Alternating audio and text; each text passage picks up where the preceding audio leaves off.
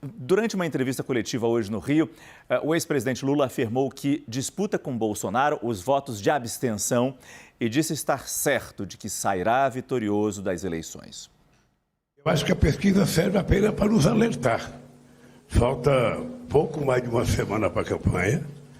Acho que nós estamos disputando aquilo que é o chamado voto de abstenção, o voto das pessoas que não foram votar, o voto do pequeno setor da sociedade, porque a eleição está muito parelha, ela está muito disputada, tem muita gente definida e fica cada vez mais apertado o número de pessoas que a gente tem que convencer a votar nos candidatos. Eu estou certo que nós vamos ganhar as eleições. Eu estou certo porque a quantidade, a enxurrada de dinheiro e de anúncio que está sendo colocado pelo governo na televisão, a liberação de fundo de garantia, o 13º não sei para quê, no fundo, tem sido uma coisa que ele tem ganho alguns pontos muito lentamente, muito lentamente. Jogar isso para análise, começa com você, Felipe, agora. Lula parece que tem uma percepção de que Bolsonaro está ganhando terreno, mas, como ele bem disse, bem lentamente, bem lentamente. A questão é que a gente tem mais uma semana e alguns dias de campanha eleitoral. O quanto esse bem lentamente pode chegar, e como o Caio falou, quem sabe essa eleição pode ser disputada com uma diferença de menos de 1 milhão de votos. O Lula está sendo mais realista, né? Isso, assim, do ponto de vista da campanha do PT, é bom, porque ele já foi bastante criticado, eu acho que muitas vezes com razão, por uma certa arrogância, um certo salto alto e acreditar que ia ficar o tempo todo nadando de braçada no antibolsonarismo, nessa simples rejeição ao presidente, em razão de tudo que ele fez ao longo da pandemia, por exemplo, e não precisaria detalhar, por exemplo, o seu programa de governo, apresentar algum tipo de novidade, só aquele discurso de a garantia sou eu, estou formando aqui um arco de alianças, chamando isso, né, dando essa roupagem de frente ampla democrática, já tenho o meu discurso para a população de baixa renda, mas e agora? E é isso que ele está falando. Olha, já tem muito eleitorado consolidado, gente que já escolheu o Bolsonaro, gente que já escolheu o Lula, mas faltam poucas pessoas e é difícil atingir, é difícil trazer esses eleitores que faltam, esses eleitores nem e que se abstiveram de volta. Aliás, tem eleitor que se absteve e que acha que não pode votar no segundo turno. É bom que é uma campanha interessada, né, faça um discurso para mostrar para essas pessoas que elas podem votar, né? Mesmo tendo recorrido a essa abstenção, não tendo ido votar por algum tipo de problema ou por não querer gastar aquele dinheiro. Então, ele vai ter que tirar algum coelho da cartola. Assim, eu vejo mais consistência, mais forma de atração para esse eleitorado por parte da campanha do Bolsonaro. Só que a campanha do Bolsonaro, porque está usando a máquina pública, porque está em crescimento e tal, está a 6 milhões de votos atrás. O Lula está na frente, mas eu sinto uma falta de elementos novos para conquistar esses apoios. Então, vamos ver o que vai acontecer nos próximos dias, né? Porque realmente vai ficar bastante acirrado. Quando o Lula fala, ele está gastando muito dinheiro, se referindo ao presidente Bolsonaro, na campanha, com inserções, com propaganda na televisão. O TSE deu recente vitória ao ex-presidente, derrubando várias inserções de Bolsonaro e dando quase com direito de resposta para Lula substituir essas inserções. Até que ponto a TV vai ter esse poder de colaborar com essa manutenção de vantagem aí, Raquel? Márcio, o professor Antônio Lavareda fez um fio hoje no Twitter excelente sobre essa questão, porque em 2018 a gente teve muito essa percepção de que as redes sociais mandaram na eleição porque Bolsonaro praticamente não tinha tempo de TV e, enfim, foi o vitorioso.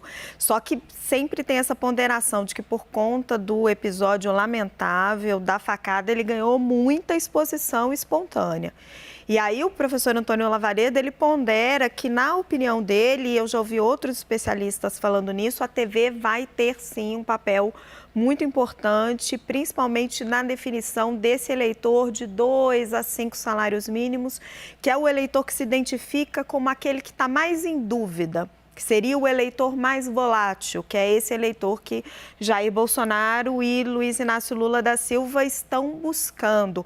O Lavareda até pondera que dos governadores já eleitos, boa parte deles tinha um grande tempo de televisão, tinha uma grande exposição. Então, isso tende, esses direitos de resposta que o Lula conseguiu, tendem a beneficiá-lo se forem bem utilizados. A gente está na reta final da campanha, a gente precisa ver de que forma o Lula vai conseguir utilizar isso. Nos debates a gente percebe que isso nem sempre foi tão bem utilizado, mas com você tendo relativamente tempo, né? Não é muito, mas tempo para pensar os marqueteiros na forma com que isso vai ser usado, assim, certamente é uma vantagem que o Lula conseguiu. Especificamente Rio de Janeiro, onde Lula está hoje, a gente já mostrou uma diferença de menos de 1 milhão de votos a favor de Bolsonaro, claro. Ao mesmo tempo, ele também conseguiu o apoio de Cláudio Castro. Claro, já tinha um apoio no primeiro turno e Cláudio Castro foi até Brasília e falou, estou contigo. Tem dado certo esse apoio específico do governador do Rio nessa campanha de Bolsonaro para frear um crescimento de Lula ali? Eu vou falar a minha impressão, mas quero ver o Felipe também, que é de lá. Assim, a forma dos apoios de Rodrigo Garcia, Romeu Zema e Cláudio Castro, elas são distintas, porque os estados, obviamente, são diferentes. O estado de São Paulo tem uma questão orgânica maior, por ser muito ligado ao agronegócio, por ter um interior muito conservador. Então tem um alinhamento mais natural dos prefeitos ao bolsonarismo e uma dependência menor de uma mobilização do Palácio dos Bandeirantes nesse sentido. Tanto que hoje, que é o primeiro grande ato do Rodrigo Garcia, a gente trouxe logo depois do segundo turno, Rodrigo Garcia viajou, né? Me disseram, inclusive, foi uma questão pessoal, familiar, mas ele não estava aqui. Aí vamos pegar lá para Minas Gerais, da Raquel Landim. Aliás, interessante, né? Rio, Minas, São Paulo. Minas Gerais, você tem um contexto político de um governador reeleito, não tem mais uma eleição no segundo turno, um estado dividido, crucial para o futuro do próprio Romeu Zema, em nível nacional, em nível local, um alinhamento ao presidente Jair Bolsonaro. Para ele interessa muito mostrar um serviço e conseguir virar esses votos em favor do presidente. Agora eu vou lá para o Rio de Janeiro. Minha impressão, e depois mesmo queria ouvir a avaliação do Felipe. O Rio de Janeiro, o Cláudio Castro, sim, é alinhado, é um estado que as prefeituras dependem muito do poder central ali, do governo do estado. Só que eu vejo que lá tem uma questão religiosa muito forte, extremamente forte, que acaba sendo concorrente a favor do presidente da República, num trabalho capilarizado pelo Estado, junto com as prefeituras, mas junto com as igrejas evangélicas. Então não é só o Cláudio Castro. Cláudio Castro, beleza, acho que até entrou, acho até que está trabalhando, tem interesse, vejo muito mais um trabalho do Zema, mas ali tem os evangélicos muito fortes no Estado inteiro. Então é um trabalho concorrente, o do governador ao da igreja, né, da igreja evangélica, principalmente, a favor do presidente da República. E tem o fator da esquerda, porque a esquerda é tradicionalmente forte, não majoritária, né, Felipe? Mas a esquerda tem uma tradição no Rio, essa coisa Leblon, essa coisa artistas, né? Que acaba segurando, talvez, um avanço. Mas aí a bola está contigo. Mas mais restrita à área nobre e muitas vezes menos populosa da população. Não garante vitória. A esquerda ficou muito rachada no Rio de Janeiro. A gente viu isso na corrida para o Senado, aquela sabotagem ali da candidatura do Alessandro Molon, que persistiu porque estava na frente do André Siciliano. Houve desgaste ali entre o PT e o PSB, uma desorganização na campanha. Perdeu muito na pauta da segurança pública por sempre sair atacando as iniciativas policiais. É óbvio que há o que se criticar em operações policiais, mas não soube fazer ali distinção, não soube ser enfático contra a criminalidade. Os representantes da esquerda no Rio de Janeiro, e você tem um discurso mais à direita de botar bandido na cadeia e muitas vezes até um discurso mais pesado nesse sentido.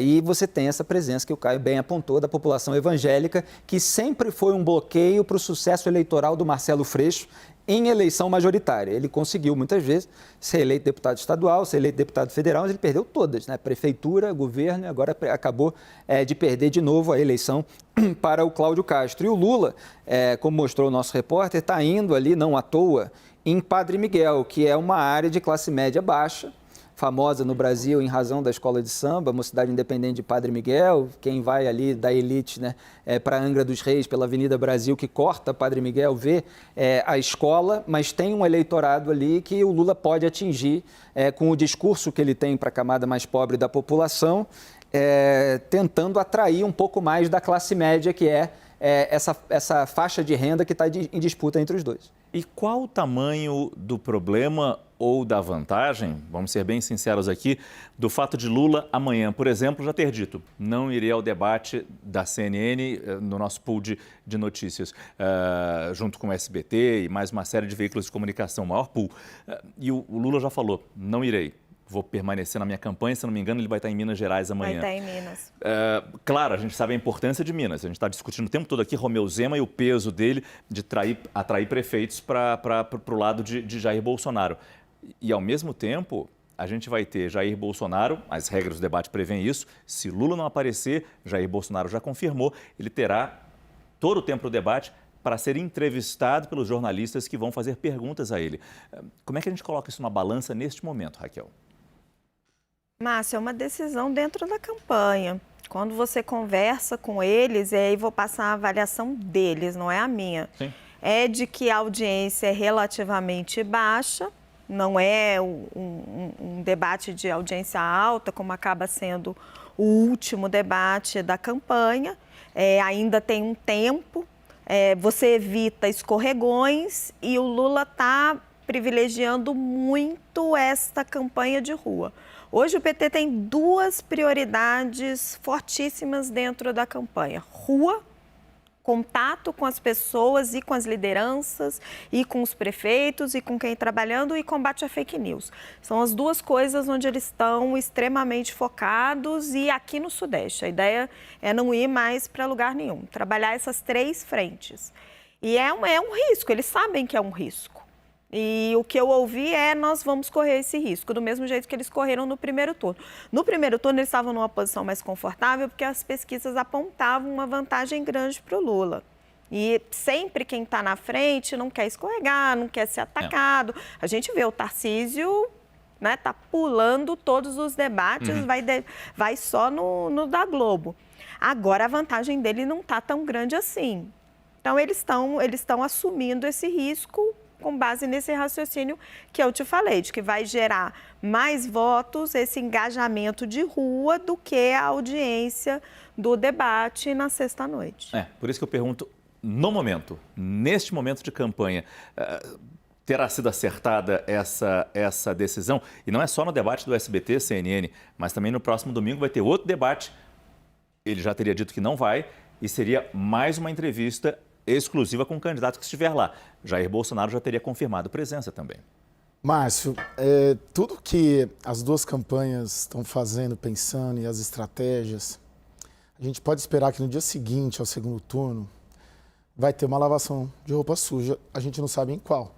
A gente sabe que é na que vai perder. Sim, claro. Porque as decisões vão sendo tomadas e dentro de riscos calculados, que a gente só vai ter a certeza quais dessas construções das decisões, essas decisões subsequentes, por exemplo, fake news, por exemplo, vai em Minas, mas São Paulo, por exemplo, vai no debate X, não vai no debate Y.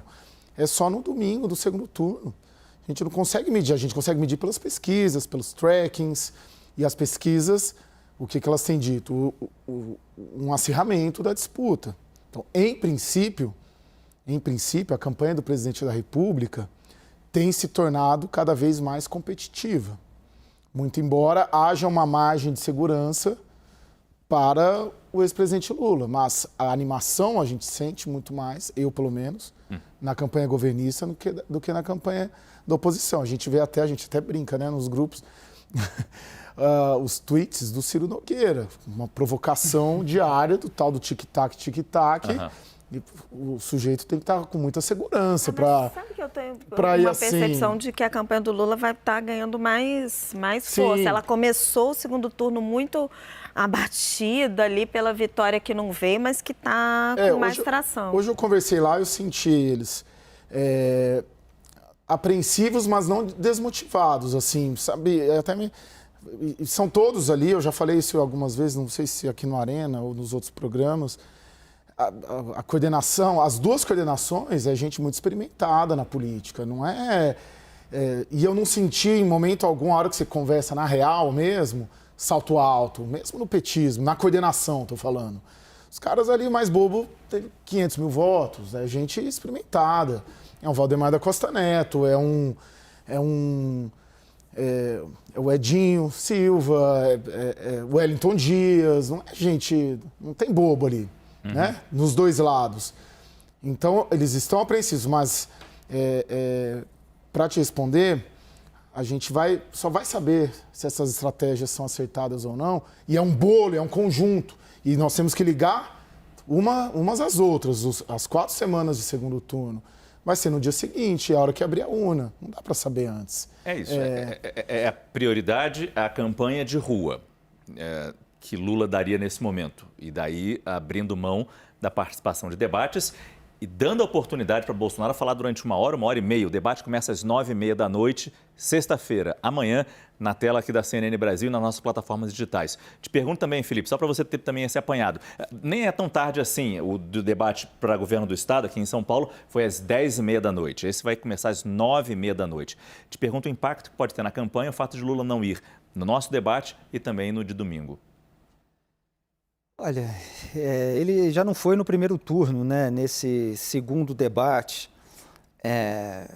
e o resultado também não foi tão satisfatório para ele, né? É claro que a ausência de um dos candidatos que polarizam, ela diminui a atração, e tudo aquilo que Jair Bolsonaro fala no debate tende a repercutir mais, mas é claro que os petistas vão estar mobilizados também nas redes sociais para rebater.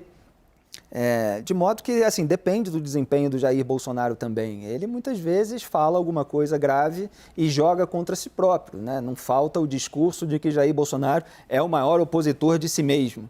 Até porque o Lula, por exemplo, não se mobilizou pelo impeachment, o Lula, enfim, deu aval para os petistas votarem no Congresso a favor da PEC kamikaze, o próprio Ciro Gomes criticava muito o Lula por não ter participado de nenhuma manifestação nesse sentido, quer dizer, fica aquele discurso de fascista e tal, ou está sabotando o combate à pandemia, mas não se faz nada para tentar fazer com que Jair Bolsonaro fosse processado de alguma forma, né? Então, vai depender muito daquilo que Jair Bolsonaro fizer e de como o Lula vai reagir. Mas vai haver, sem dúvida, uma exploração na campanha do Bolsonaro de que o Lula temeu, de que o Lula ficou com medo depois do desempenho dele no último debate, em que ele foi atropelado, sim, em matéria de petrolão. É claro que os bolsonaristas não vão dizer que Jair Bolsonaro foi atropelado em matéria de pandemia. Então, é uma questão de discurso e performance.